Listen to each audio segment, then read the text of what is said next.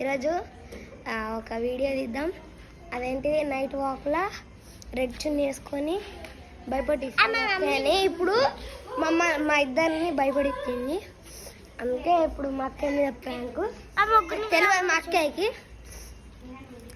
Camera ఒక దగ్గర setup చేస్తాం.